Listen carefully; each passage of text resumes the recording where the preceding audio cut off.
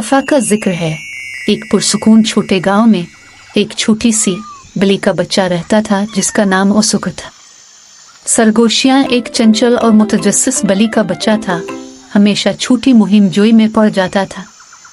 एक धूप की सुबह जब गांव परिंदों की चहचहाहट से बेदार हुआ, सरगोशियों ने गांव की हुदूद से बाहर तलाश करने का फैसला किया।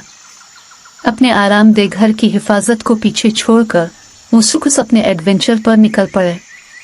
वो खेतों में घूमते, नदियों पर छलांग लगाते और छोटी छोटी पहाड़ियों पर चढ़ते।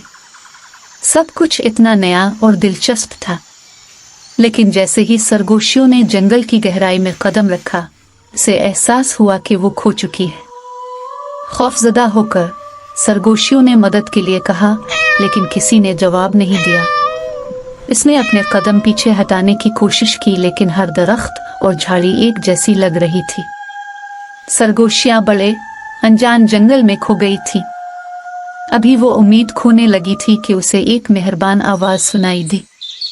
ये एक पुराना अलूव था जो ऊपर की शाख पर बैठा था।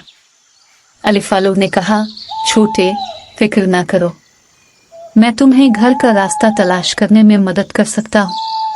मेरी हिदायत पर एहतियात से अमल करो। उल्लू ने सरगोशियों को जंगल के घूमते हुए रास्तों से गुजरते हुए गांव तक पहुंचने के लिए आसान हिदायत दी। सरगोशियों ने गौर से सुना और हर कदम पर अमल किया। अलिफ आलूव की रहनुमाई के साथ उसने बिलाखिर गांव को वापसी का रास्ता तलाश किया। इसके खानदान और दोस्त इसे महफूज और सेहतमंद देखकर बहुत खुश थे।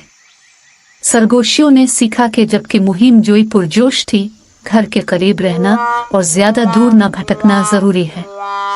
वो अलूव की दानिशमंदी के लिए शुक्रगुजार थी और जानती थी वो अपनी मुहिम जोई में कभी भी वाकई तन्हा नहीं थी। और इस तरह खोए हुए बली के बच्चे का एडवेंचर सीखने, दोस्ती और जरूरत पड़ने पर मदद मांगने की अहमियत की कहानी बन गया।